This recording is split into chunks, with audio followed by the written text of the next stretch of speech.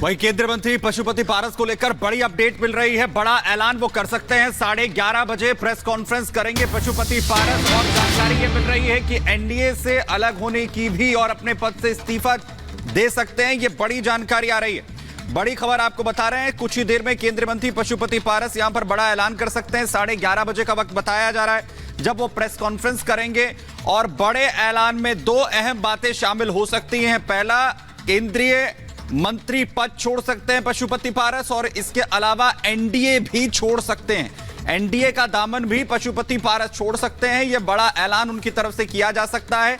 नाराजगी की खबरें बिहार में जिस तरीके से एनडीए में सीट शेयरिंग को लेकर हुई, उसके बाद से उनकी सामने आ रही थी।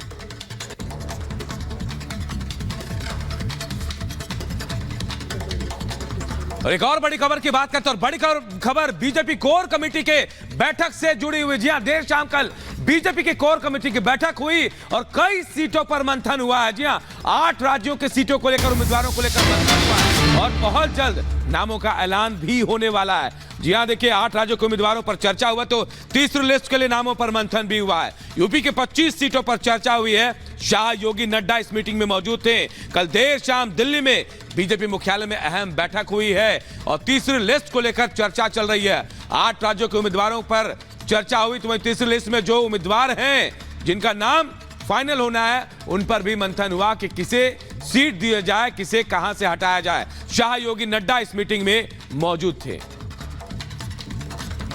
तो मंथन लगातार जारी है। 2 लिस्ट जारी हो चुकी है और अब तीसरी लिस्ट की बारी है, जिसे लेकर कल एक बार फिर मंथन हुआ है और 8 राज्यों को लेकर यह चर्चा हुई है। ये हम आपको बताते हैं कि क्या क्या इसमें हो सकता है। यूपी की 25 सीटें भी इसमें शामिल हैं। शाह, योगी और नड्डा के बीच मुलाकात हुई। दिल्ली में कोर कमेटी की बैठक हुई जिसमें 8 राज्यों के उम्मीदवारों पर चर्चा की गई है। मजबूत उम्मीदवारों की पहचान की गई है। शाह, नड्डा, योगी मीटिंग में शामिल रही, हम आपको बता रहे हैं।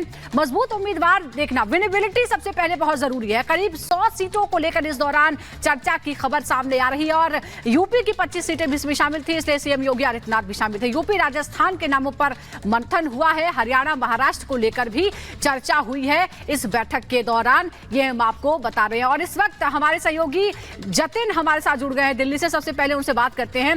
जतिन, 2 लिस्ट जारी हो चुकी है, उसमें भी कई सरप्राइजेस हमें देखने को मिले और अब तीसरी लिस्ट की बारी है, इस पर भी सबकी निगाहें हैं। क्या हो सकता है, इसमें भी कुछ चौंकाने वाला होगा?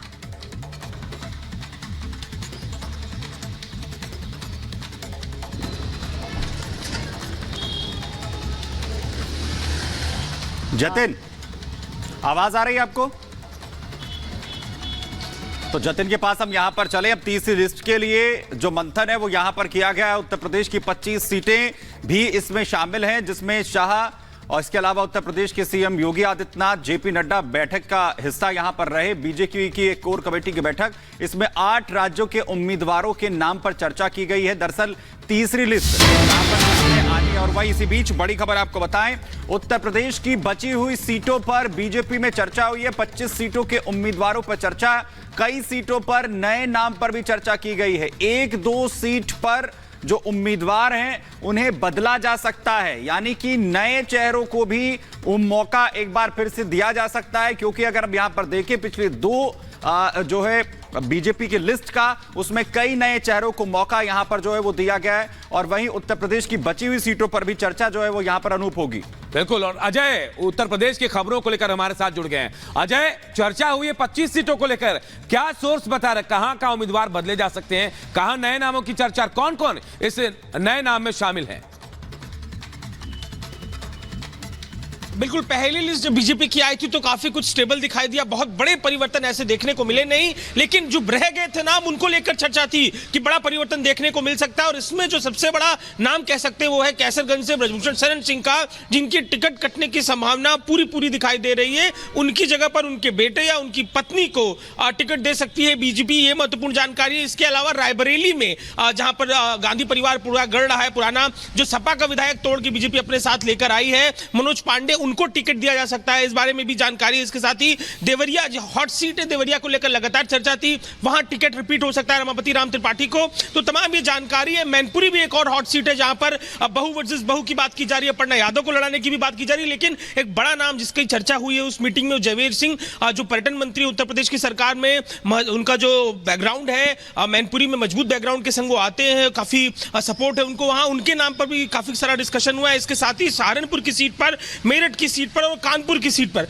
इन सीटों पर उम्मीदवार जो है पिछली बार की बजाय नया देने की भी तैयारी बीजेपी की तरफ से की गई है। तो कैसरगंज एक महत्वपूर्ण सीट है। इसके अलावा मेनका गांधी को लेकर महत्वपूर्ण बात है कि उनका टिकट उनको मिल सकता है, टिकट रिपीट हो सकता है। लगातार चर्चा मेनका गांधी, वरुण गांधी को लेकर हो रही थी, तो ये सब महत्वपूर्ण जानकारी है। काफी नए चेहरे भी इस बार बीजेपी उत्तर प्रदेश में उतारने की तैयारी में दिखाई दे रही है। बिल्कुल, तो बड़ी खबर हम आपको लगातार बता रहे हैं, अजय बने रहिए। जतिन भैया इस बीच आपको बता रहे, अपर्णा यादव के चुनाव लड़ने की चर्चा है। सूत्र बताते हैं डिंपल के खिलाफ अपर्णा को उतारा जा सकता है, यानी एक ही परिवार की दो बहुओं को आमने सामने लड़ाने की तैयारी भी चल रही है। मैनपुरी से पहले ही डिंपल मैदान में है और अपर्णा यादव क्या उनके खिलाफ खड़ी होती हैं, ये देखने वाली बात होगी, क्योंकि इस बात को लेकर भी चर्चा लगातार जारी है। क्योंकि अगर हम एक ही परिवार की बात करते हैं, अगर मैनपुरी एक ही परिवार का गढ़ रहा है तो अपर्णा यादव भी उसी परिवार का हिस्सा है, तो क्या अब बहू वर्सेस बहू की लड़ाई मैनपुरी में देखने को मिल सकती है? सूत्रों के हवाले से यह खबर है। अपर्णा यादव से भी जब इस बारे में पूछा जाता है, हालांकि अभी तक वो कुछ भी बोलने से इनकार कर रही हैं, लेकिन इस तरह की सुगबुगाहट और चर्चाएं लगातार जारी है। क्या ये मुकाबला अपर्णा यादव और डिंपल यादव के बीच में हो सकता है?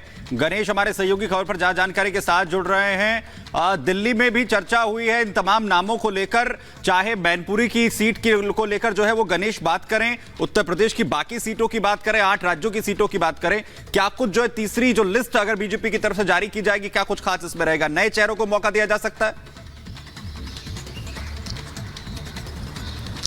सुमित, देखिए रात को करीबन 1:15 बजे तक ये पूरी बैठक चलती है और जिस तरीके से 8 राज्यों को लेकर मंथन होता है, इसमें सबसे महत्वपूर्ण राज्य होता है उत्तर प्रदेश। उत्तर प्रदेश इसलिए महत्वपूर्ण राज्य है क्योंकि यूपी की 80 सीट और उस 80 सीट से सीधा जो रास्ता निकलता है लोकसभा के लिए और प्रधानमंत्री पद के लिए, वहां से पूरा रास्ता निकलता है। उस 80 जो बची हुई सीट है उसमें केसरगंज की सीट महत्वपूर्ण रखती है कि उस सीट से कौन दावेदारी अपनी पेश करेगा। क्या बृजभूषण के परिवार का कोई सदस्य होगा या खुद बृजभूषण चुनावी मैदान में उतरेंगे, या बीजेपी की जब केंद्रीय चुनाव समिति की बैठक होगी और जब सूची जारी होगी 1-2 दिन के अंदर केंद्रीय चुनाव समिति की बैठक हो सकती है, उसके बाद सूची आ सकती है। अब दूसरी ओर बात करें, बहू की बात हो रही थी अभी कि किस तरीके यूपी में बहू वर्सेस बहू होगा। हमने पिछले दिनों देखा कि किस तरीके से अपर्णा यूपी के मुख्यमंत्री योगी आदित्यनाथ से लगातार मुलाकात करें, यूपी के अलग अलग नेताओं से वो मुलाकात कर रही है, अपनी बातें रख रही है। देखने वाली बात होगी क्या उन्हें वो टिकट मिल पाती है या नहीं। उधर अब चलते किस तरीके से कल कोर ग्रुप की बैठक में उड़ीसा को लेकर हुई, केंद्रीय मंत्री धर्मेंद्र प्रधान, उनको भी उड़ीसा से टिकट मिलने की संभावना जताई जा रही है। दूसरी ओर बिल्कुल, क्योंकि तीसरी लिस्ट आनी है गणेश, और ऐसे में बेहद महत्वपूर्ण जो बैठकें हैं वो भी चल रही है। बस इंतजार है तीसरी लिस्ट का और किन किन नामों पर चर्चा होगी ये भी सामने आ जाएगा। बहुत बहुत शुक्रिया अजय आपका और गणेश आपका भी।